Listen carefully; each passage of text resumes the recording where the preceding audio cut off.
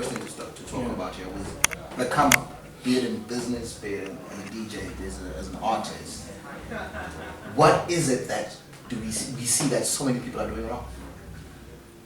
During your come up, you know? This conversation came, I was speaking to one of my boys. He said, when do you stop becoming an upcoming artist? You know, he was saying it on Twitter, on Instagram. So when do we stop becoming upcoming artists?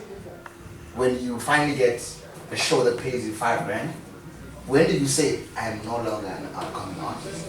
And that's where it came back to business. I was like, when do you stop saying my business is still, I'm still a startup? You're not an up-and-coming artist when you got hit.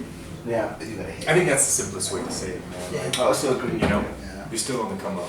But like, man, there's so many pitfalls, man. I don't even know where to start. Like, what are the problems that people face from moving from up and coming to established or on the come up? Like, there's just too many things to like, from bad financial management to bad interpersonal decisions to mistaking put-ons for your come-ups. Like, that's one of the biggest things, man. It's like not understanding when someone's doing you a favor. You know what I'm saying? But it's also like balance, especially within our industry, it's balancing an ego. You know, and I'm guilty of it as much as anybody else is at the same time as well. But it's like, I think the more established I've gotten, the less my ego has become less, you know what I'm saying?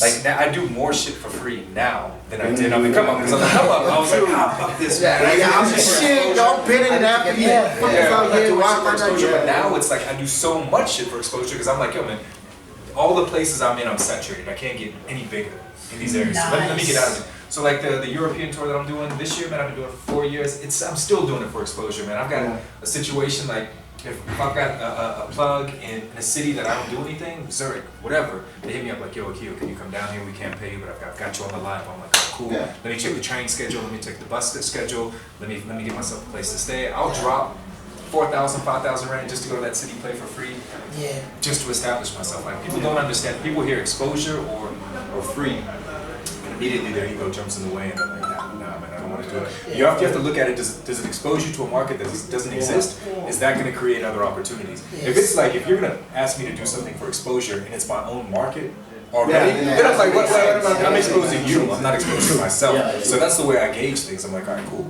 Is this a market that I'm not exposed to? Then that's exposure. Cool. I'll do it for a discount. I'll do it for free. You know. I really feel like, I mean, with that one, I'll take it to what I think I'm doing wrong constantly. And I don't necessarily think it's the wrong thing to, I think it's morally right, but because of the shape and nature of our industry, it works to my disadvantage. I struggle to reconcile culture and music business. There are things that I really, really, really want to do, but are not necessarily the best things to do in the business of music.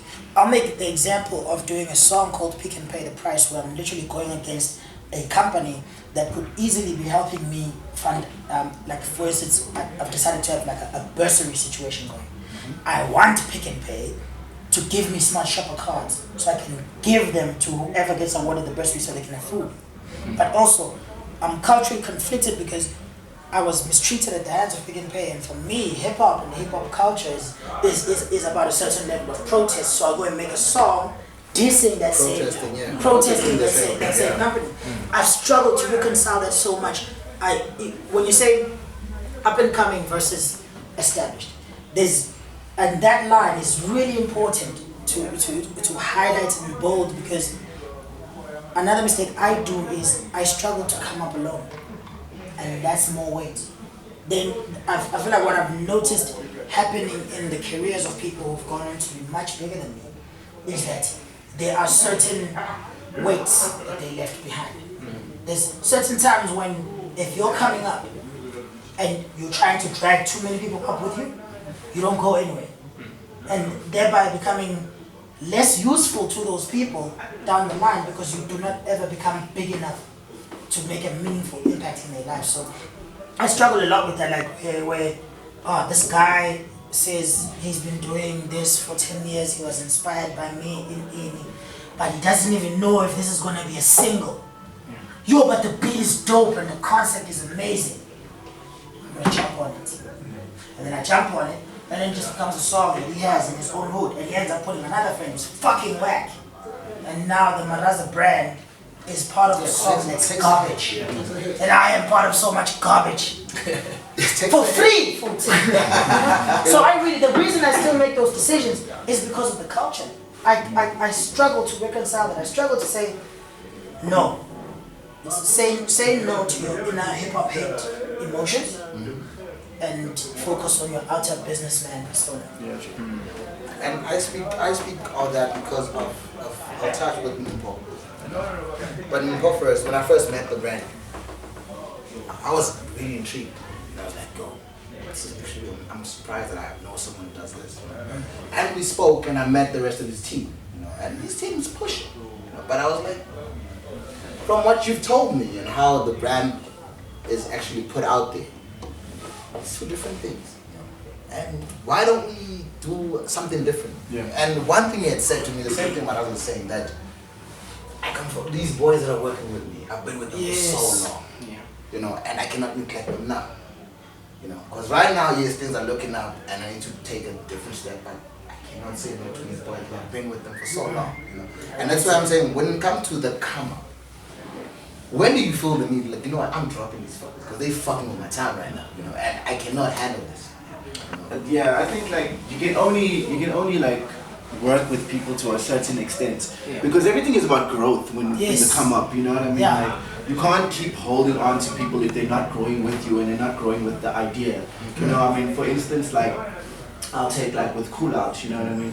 Like when Akio approached me about the situation, I knew nothing about events. My whole thing was that I just want to be a DJ, be a musician. I never ever thought like, I'd, actually be involved in throwing my own events and then going on to actually owning a share of a company, And when he asked me if I wanted to be down, I wasn't even sure. I was just like, I don't know. Like, okay, let me just, fucks with the cats because I mean, like, we all have the same common goal. You know what I mean? We wanna infiltrate and create a space that isn't being catered for. When we were looking at the game, we were seeing things that like nobody was doing, and Akio was like, yo man, we can actually start this shit off, like when we started doing events at Kitcheners, when we actually done those events, when we were advertising it, people would hit me up like, yo man, why the fuck be doing events at Kitcheners? Like, that's town, man, like we ain't gonna come out there, and I was like, yo man, like, it's something that's not been done, and it's a space that's not been occupied, so we're just trying to find a way to actually create something different and give the people of town somewhere to actually go to where they can hear good music, good DJs, good live acts. And when we started doing this event, it eventually picked up, and it picked up quicker than what we thought, and even to the point of where we were the only hip hop based events company that was doing events in Braamfontein. And at a stage where nobody wanted to even touch Braam, Now you look at Braam and look at how many hip hop events there are. It's the hub, It's like the hub of it.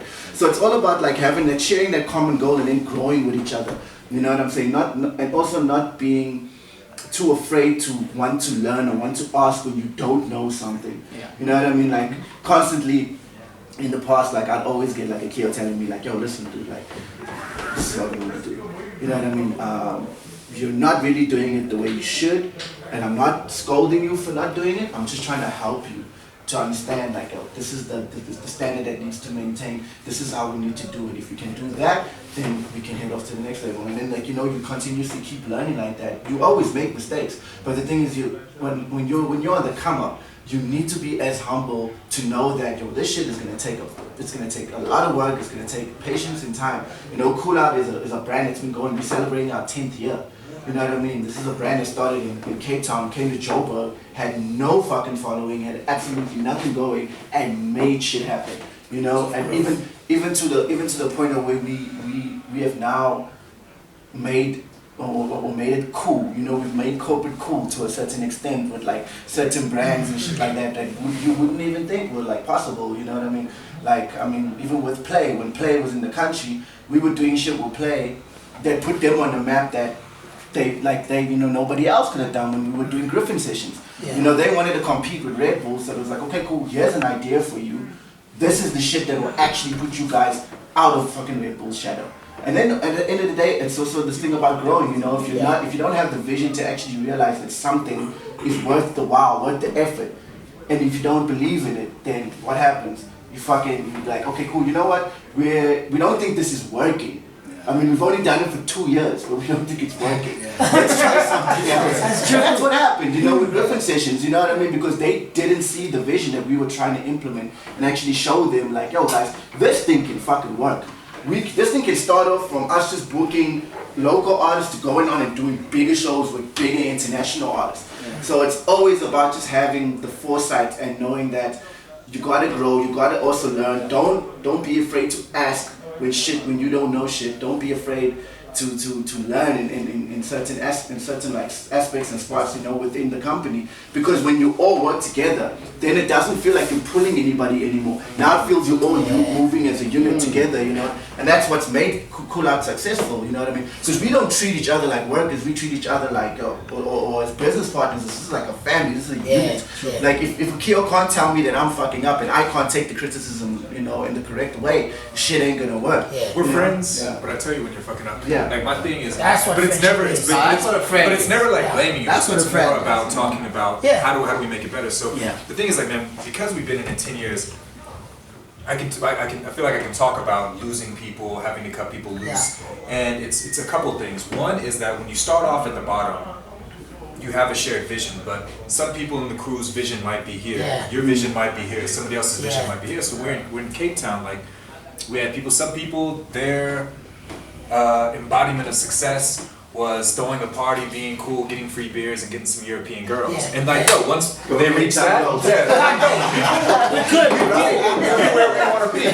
You know what I'm saying? But like, that's how it is within this business, man. Like, some people have bigger and bigger dreams. I mean, if you think like the way that AK and Casper have dreamt, man, that's bigger than a lot of other rappers who have made it. Never thought that it could be that big.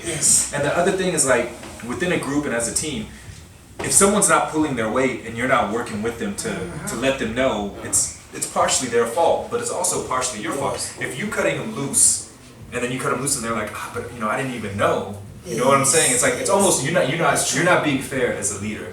So for me, it's like I've cut a couple people loose, but most people I let them cut themselves loose. And that is you sit down and you're like, yo man, this is what we're trying to do.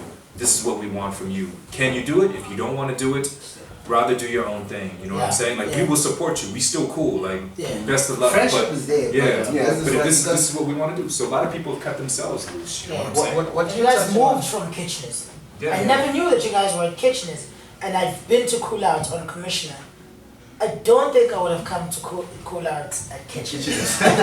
When we started there, they didn't even allow hip hop because the owners is anti-hip hop. So they gave us, what they would give us was Friday. No, it was whenever there's a public holiday, they would give us the day before. Right, And then after about 5 or 6 months, then all the people who were laughing at us, like all I guess the competitors, we didn't consider them competitors. We were just like, you guys. Everybody was doing something, Rose Bank,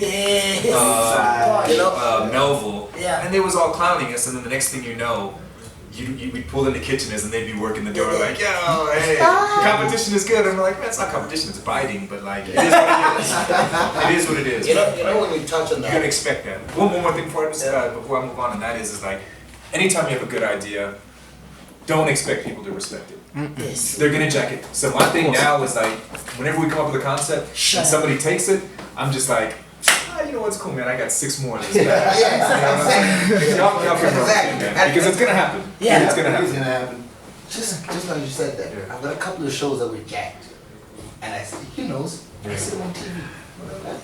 I remember going to pitch to these people. And I pitched, you know. But hindsight, the show has just changed 1, 2, 3, and. But that's the nature of it, man. That's the nature of it. The first one, I was hurt. Me too. You want to fight? But I got to a point where I'm like, actually, my brain is to generate these ideas. If you take them, it's your baby. The one that I'm gonna pop with is gonna last forever, and there's another one that's coming. And touching on that is, as you mentioned him on Bram and how you moved from Bram to Commissioner and everything. That one comes into play. We from Soweto, both of us, and I think he will tell you. In Soweto, literally, Soweto is huge. It's the biggest township in Africa. But literally in Soweto, you gotta kiss ass to have something. You know, and I would, I think it's seen some of my posts. on Facebook, and I'm like, you know what? I don't fuck with Soweto at all. I don't party in Soweto, and I live there. And people are like, yeah, you think you do? I'm like, no, I don't. The thing is, where we from, we have the same thing from Thursday till Sunday. Every fucking weekend. And I'm not about that. I won't go to the same event from Thursday. It's just different venues. You know, and it's run by the same group of people from Thursday till Sunday. Same promoters. Yeah, and I'm not about that, you know. And one thing I fucked with him is he would be the only guy who'd be like, marching in East London doing this. And everyone is sort of like, oh, you're moving. and not at all. And I'm like, but then people fail to see that, yes, we have a market that wants us to do the same thing. But we cannot grow if we do the same thing over and over again. Not here. Not in Soweto. You know. And it comes to when you touch on the come up, that when we were all coming up around Soweto, everyone was running the events around Soweto. We all came up at the same time, you know? And we all, some of us were spectators, some of us did stuff. And now that it's so many years later and you feel like, okay, I've got a few feet on the ground. You go back and you're like, but dude, you're doing the same thing we did when we were still coming up. And only now people fuck with it. So it took you 6 years for people to fuck with that one idea. What happens when you stop? You know, what happens when you stop? And I wanted to touch on Gabo. As my bro was saying, I think the biggest thing with Soweto especially is that we kind of like, most of what we try to do, it's what's been happening, let's say, in your Bram, the north, and we kind of like forget that actually the people who actually go to your Bram to the north actually stay in Soweto. So we try to, let's say, almost like book the same acts that you get that side. Every fucking week. You want to take them this side, whether it's hip hop or any kind of like any genre of music. And then we almost doing the same thing. But now, for me to play in the north, at least I've got like a much more of a safer parking, better sound system. When it comes to DJing, I know if I go to the north, I can play like a new song. Whereas, unfortunately, this side, you have to wait for MTV or Channel to bump the music video Before you play. you know, the other thing as well from the DJ side, for me to get my Ranzas extended version, it's another story, you know. But that's not an excuse. But it shows like the levels of what we get, or actually what our people get this side. Because for me to bump his music, let alone them now knowing it about from wherever, for me as a DJ to play it. Hey, my man, I'm the last one in the queue. Yeah. They already had it Kitcheners or whatever nightclub in the north. So now, when it comes to eventing, we try to give them, the people like say, the actual experience of a party scene, of a club scene. But now, because of sponsorships are the same, it's not the same budget, if I can put it like that. From let's say if I hook up an event like in a news cafe, for argument's sake, in Soweto, it's not the same as the news cafe in Rosebank. If C-Rock can say, I can bring, if C-Rock in Rosebank can bring Casper there to host, it's not the same as in Soweto. It's a different, you know, market or different ball game. And now, beside all of that, if you get within the depth of the culture of hip hop, now for them to experience that, back then we had to have like those sessions. We're just talking about splash jazz. Now I tried to do something like that not so long ago. It's very tough. Because now this side is more of your DJ after a DJ after a DJ after a DJ. There's not even hosts, but even Not even, I think before you get to the performance, there's not even like this. There's not even like a hype man. No host. You know, there's not even You like saw a like hype one. man. It was you next. You next. You try to check around that you need 10 tables. It's like no one has that in Soweto. You have to bring your own. So what happens? Knobs for the Yeah, mixer as well. exactly. So what happens if I've like 3 gigs? I can't carry all my 10 tables with me. Yeah. I've got 3 gigs that night. So one of the reasons why I agreed to this, I probably was the last one to say yes, I'll come. Is for me, it was I saw the panel and I'm like, damn, I'm gonna learn so much. Learn so much in terms of the crossover, because that's what I think what I'm doing so that's been missing. But to introduce that, it's tough. It's tough in which way. Let's start with the budget for in case. We want to have the same experiences. Let's say for argument's sake, what Back to the City can do. But when I just like $50, you know why? Because I'm doing Soweto. Yes. Yeah. Not even so in township. And Back to the City is not a 50 rand budget. Exactly. It's not a 50 rand show. But now, why should nothing wrong with them going there? But why can't we have something like that this side for which is accessible? And for Have them you to pay created the same. with my events I try to come up with like crazy stuff. I put like the career games there. Okay. Yeah. You know, I try to put like your barbers, like your tattoo artists, you know. And people's like, but we really here to party. But I'm like, yeah, but it's an experience. It's an experience. Yeah. You know, it's winter. I sell damn sweaters.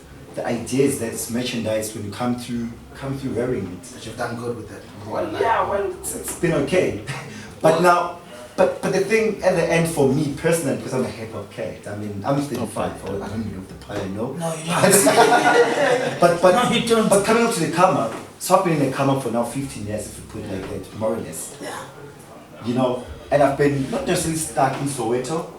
I'm from the other side hustle. I do like a lot of comedy shows. Okay. I'm on tour like with other big comedians. One of them is Kumba. So when he goes to East London for him, because I'll hook up an after party there.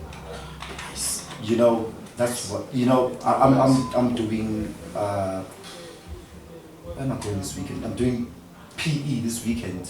Tomorrow Sasolbeck. But now that's me.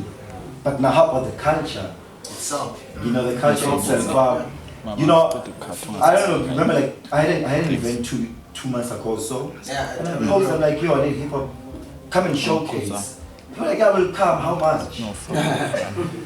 But now I guess it was the same platform. I guess it was the same platform as your. It's a Baxter City. I'm gonna use Baxter City because of obviously it's the biggest in terms of the southern hemisphere. If it was Baxter City giving that plug, you're not gonna say. You're not gonna say how Pay much. for tickets. I disagree. Some people would say how much. Some people would look at it and be like, "Oh, come on, there's 20,000 people there, and you can't pay Well, me." yeah, you're right. I mean, some people would think that. No, you're right. Well, I've been thinking about that. Yeah. When I see the lineup every year. Yeah. I wasn't there this year. Yeah, when you look at the Nah. sponsors. Because of on the that. board, That was why But is I this understand. lineup? Okay, but I understand that. Like, I'm an artist and a promoter. You know what I'm saying? Yeah. So I can we work within a budget. You know, and that's another thing, man. With any business on the come up, the Excel spreadsheet is like your biggest friend, man. Yeah. It never lies to you. It'll never lie. That is so Other people will lie. Excel spreadsheet will never lie. And we work within a budget. So I've seen like artists come and we're always upfront, man. Like, let's say your fee is 10,000, whatever. We'll say to you, yo, we got 3,000. But that being said, that 3,000 is there no matter whether we lose money, whether we make money.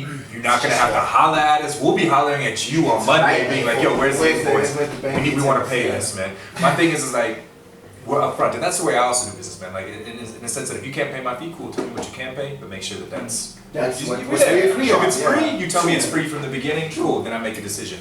So people will come in and be like, afterwards, they'll be like, oh man, it was packed, you know what I'm saying? How are we only paying this much? But at the same time, they don't understand, man, we just paid 10,000 for sound, we just paid 3,500 for security, we just paid this amount for bar. We had to allow this many people in for guests, And you just to, hire. all these things, all these costs come in, you know what I'm saying? So it's like, difficult You know, to in as understand. much as the I'm bigger picture. understanding, Yeah. what I find troublesome in that situation sometimes is I feel like I'm the only one who's being negotiated with. I feel like sound is getting exactly what sound calls for. Yeah. But Security yes, but at the is same exactly time, what like if we compromise on sound, but then we give you more money, and then you come out there and you sound like shit. Yeah. You know what I'm saying? Like, Touche. you know, like for Touche. me as a Yeah. DJ, man, I'd rather take 500 grand, 1,000 rand. Well, it depends on how much you Yeah, of charge, course. but like proportionally.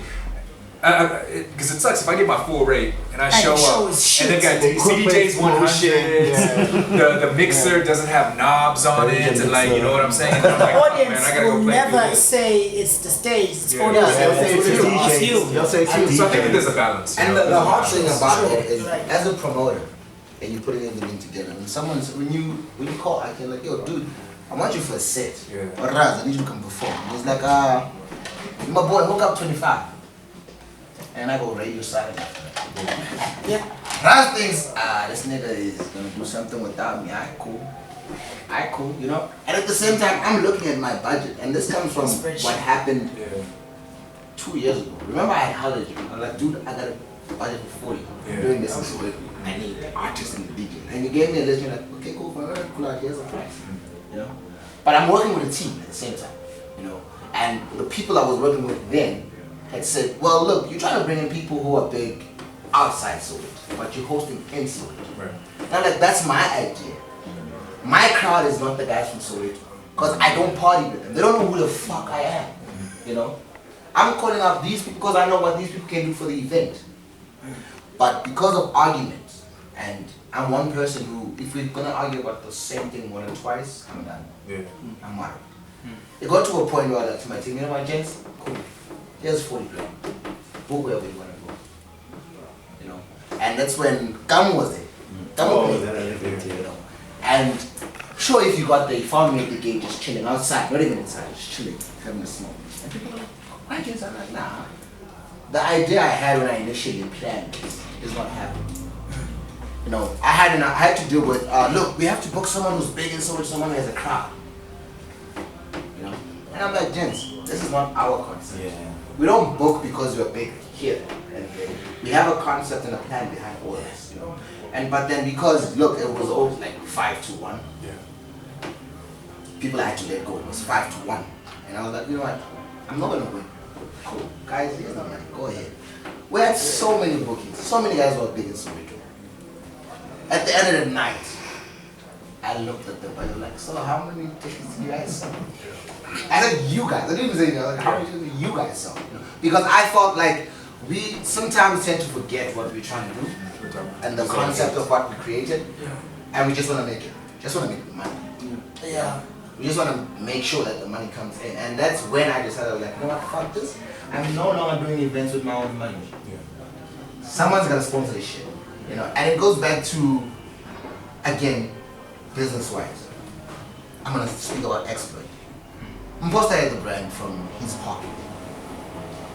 Literally, how much was it? It was 5,000. 5 grand. To go find a distillery, start making your own vodka and taste. From there, get the bottle down. Then he comes to Sean. Sean, look, I got this idea, I'm doing this. I need you to design a bottle for me. And I'm sitting there, I'm like, yeah, I'm boss making vodka. That means I'm pull out money. It's like, yeah, nigga, I'm gonna design a bottle for you, don't worry. You know? And before I started working, we had a meeting where I actually got to know what's happening about the brand. Literally, I was like to him, my nigga, anytime you need me, just call me. I forgot about After that meeting. yeah. After that meeting, because the first time I met, I was like, "Hey, these guys are doing vodka. They want a bottle from me. I'll design the hell out of it and I'll get paid." That's how I looked at it, you know. But as soon as I got to understand the budget he has and the story behind it, Yeah. I literally said, "This is something where I'll pick up on." And I'm like, "Fuck, I designed this." Oh, I'll just mention it doesn't look like this on the shelves. I just picked up these from the office to be like, fuck it, would be drinking it. So they don't really look like this on the shelf, obviously. I just took these bottles from the office to What be do like, they look like on the shelf? nah, there's probably proper, you know, you can see it's. Oh, you mean the proper, shrinking, yeah, yeah, the shrinking okay, yeah, and yeah, stuff. yeah, So okay, they don't cool. probably look like that. It's a finished, nice looking product, you know what I'm saying? Let's focus on this one. Yeah. Yeah, and you know, Expert got in on my birthday party. I think you guys remember the bottle was completely different. And that was probably the first time. So your design never made it. This is my design. Oh, okay. No, this is what you find in the shop, but a bit perfect here on top. Yeah, Of course. yeah. So when I was still dealing with his raps and the people that work for him, you know, and I was new trying to get him on board at an event, and that was just tough. Like, you had to explain the concept of the event, number one. I mean, and I feel like that's what you face in the come up.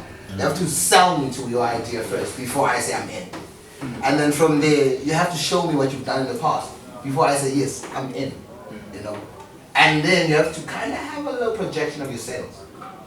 And I had to do all of that with his raps and everything. And then when I met him, he looked at my idea and was like, "What do you need from me?" And I was like, "What?" That I'm was not used easy. to that. No, I'm not used to that, you know. And when we speak about the come up, it's then when I ask, how do you say I'm done? Because now you look at that, it gets to a point where, yes, you're not giving me the money that I want. But you say to me, what else do you need from me? Do I quantify that as, okay, I'm no longer in the come up because people like you can ask me what you need? Or do I still play it safe? Well, all right. I'm gonna just touch again on the come up thing and just about discussing business and when you're coming up and trying to when you have an idea or a concept, and that is like a lot of people don't think outside of themselves. They only think about how it benefits them. And I think about how many people have come up and be like, "Yo, Keo, I got a business proposal for you. I got a proposition for you." And then I waste my time. I sit there, I listen to everything, and I'm like, This is just. but how does this benefit me? Basically, you want to use my name, my resources, all my knowledge, and then offer me a cut of the work that I do for you to make you a star. You know what I'm saying? Yes. Like, why would I put the resources in? You know what I'm saying? Like, what are you bringing to the table? And I think that, you know, when we put in a proposal, man, that's very clear. Sponsor benefits. You know what I'm saying? Cool. This is what we want from you. This is how much money we want from you. This is what you're getting out of it. Quantifiable. We're setting it up front. So a lot of kids, I think, when they come up and they want to pitch their business proposal to you, don't think it through. They don't know what you're Someone is getting out of it. Because like for us, man, for us to invest in something, and even if we break even, that's a loss. We've invested 6 months, that's our time, it's a loss. Yes. Even if it's a small profit, that's a loss. You know what I'm saying? So we have to be very careful in terms of what projects we jump on, you know what I'm saying? And our free time is like, we don't have a lot of it, so for me to I'd rather stay home and make a mix, you know what I'm saying? As opposed to, you know, that to me is something that I'm investing in myself, it helps myself, whatever, you know? So for us to invest in a project, invest in somebody else, that's, yo man, like, the older you get, the faster time flies, man, like that's, you know, I think a lot of people don't think it through in terms of when you approach somebody, make it extremely clear what that person is gonna get out of it, you know what I'm saying? And it's a numbers game. Yeah, we all look at that, you know. It's a numbers game. And just what you said, I've seen with promoters, when you look at a proposal and he fails to tell you exactly what you get out of it, it's really irky. I get pissed off when I read such proposals because I've noticed that, look, you might not understand this, but if you were to propose to MTV, for God's sakes, look, they pay for advertising and marketing. So if you tell them, look, I'm gonna brand half of my event space with MTV material, that's normally something they pay for. That's a return of investment in its own. True. But because you are so fascinated by getting the money that you want, you tell them, we'll just make sure that MTV is visible everywhere. And you do not quantify it to the amount that they normally pay. You lose that extra. And I've seen that happen in so many events where you see so much branding that the event is no longer about The event. the concept you brought up. Yeah. It's now about MTV. Actually, this is an MTV base. It's a program, you know. But that's understanding the value of what you're bringing. Because, all right, so another thing to always consider is that in this game, it's about everyone's trying to get as much out of you as they can. In the same way you're trying to get as much out of it. And it's not necessarily exploitative. It's not necessarily exploitative. But it is. You know what I'm saying? And that's, and if a sponsor says to you, okay, cool, man, you want to brand here, and you're too weak to be like, but you know what I'm saying? Then that's your own fault, because at the end of the day, if they sponsoring for 80,000 Rand, but they can get 200,000 Rand worth of branding out of it, yo, that's good on them. Yeah. You know what I'm saying? So it's understanding that, man. At the same time, we're trying to get 80,000 worth out of them, 80,000 Rand in sponsorship, and only give them 50,000, because then it allows us to do what we need. and it gives our brand more exposure, or we can sell those rights to somebody else. You know what I'm saying? it's cat and mouse, man. It's like a little bit. It's give and take, and if a brand manages to get more value, like I'm not mad at them. Like I allowed it. You know what I'm saying? So I think that's kind of understanding, especially when you're new into it, man. I remember, I got taken advantage of by sponsors when I was new in the game because I didn't want to say no.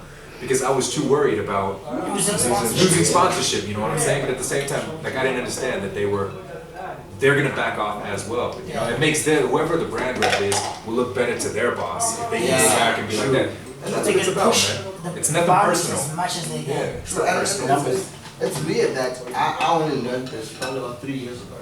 When I had a friend who literally works in that department, and explained to me that, look, dude, normally we will pay 50K to have branding going around the thing, and we would pay 80K to have around past the stage.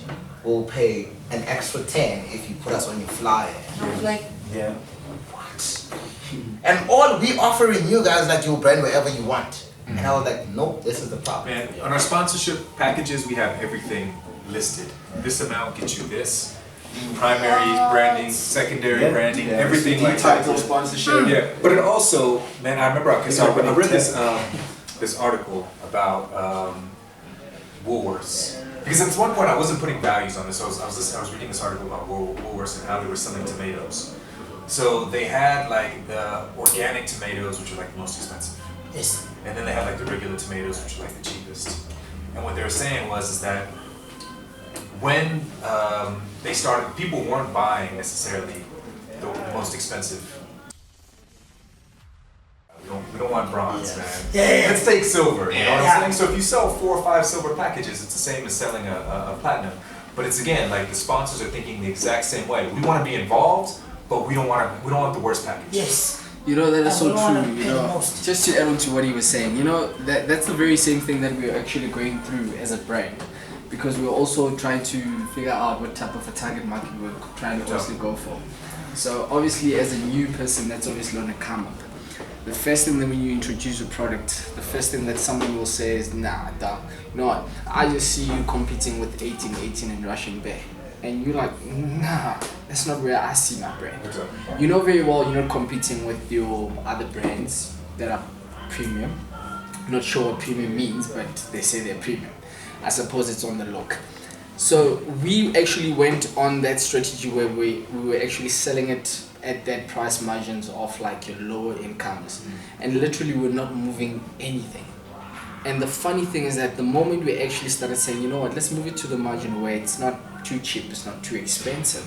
Funny thing is that the volume started picking up. Yeah. Like we started seeing the brand doing very well, you know, gaining a lot of popularity, people saying, yo, I want to fuss with this.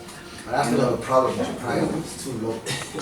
But my thing is like anytime somebody wants to talk business to me, and the first thing they say to me is like, yo man, our service or whatever our product is the cheapest, already I'm like, that should never be your selling point. No. Your selling point should never be that you're the it should never cheapest. be. It should always be that we're the best, You can afford we're it. good, the value is good, but you must never say what's the it's retail the on cheapest. We're retailing at 150, 160. Okay. Which is moderately quite, I'd say it's affordable if you look at it. You know what I'm saying? It's not 120, it's not 130. You know, it makes you feel like, you know what, I've got a decent brand here. Let me just taste it and just actually have a feel of what's happening. There's 3 digits. I think But it's for only me, 3 digits. before you go on that, the reason why I disagree with your price, I've tasted it. And I've woken up after a night of a heavy exploit. And I still feel like it's not worth that. Yeah. And after going into the factory and seeing that, oh, so this is what happens for you. I mean, I don't know how many times he had to tell like people say this is not gonna taste like wine. And then he comes back and says it's 150. I'm like, fuck no. But you see, That's like booking a queue for $500 at Kong or Harem or the Sands. $500. I had a vision I see before what I you're saying. started the brand.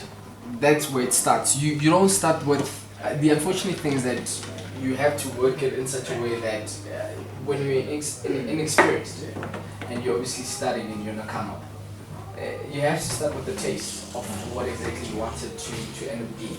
and then the taste will start guiding you and actually processing you to what you wanted to be the finish. With our case, the unfortunate thing, and he's always fought with me, Sean, to say, dude, it tastes very nice. You know, the finishing is there, but your packaging, my guy, it's just not there. I just don't like the packaging. And I always say to him, the only reason why I just don't get to the level of where the packaging is, one is the resources. Two, it's just that, hey, I understand that there's other people that are probably gullible out there. They would like to see a brand the way it is, but when they get to taste it, then it probably changes the perspective to the brand. They go, that's a better quality. I'd actually fucks with this. And as time, you know, evolves and time goes on, as the brand grows, you're probably gonna change the packaging, just like any other product that's currently out there. You know what I'm saying? Listening to the two of you, what I'm really picking up is you mentioned something great about Cass and AKA and how they trend far bigger than Most artists, yeah. Yeah, because of the impediments that you guys are mentioning, that where you will find these obstacles and these obstacles. Too many of us are guided in our thought process by the obstacle. And it's only those who think, who develop an idea with no obstacles in mind, and then once they've developed it, go down and knock all the obstacles to make sure it gets there. I'm one of the people who, unfortunately, because of how I grew up, where I grew up, the obstacle is always right next to the same table where I'm drawing up the idea. And you start compromising on what you have and what you have and what you're trying to have. You start compromising on those things because you already think this will not work because of that obstacle. And you change. Actually, that's something I need to change in myself. I need to stop changing my idea to go around the obstacle. Instead, I need to strengthen my idea to knock down the fucking obstacle. And then if I can just add to that, I feel like one of the biggest things that I've learned in my journey is that you need to let your journey choose the people that are around you and not choose the people that you want sometimes.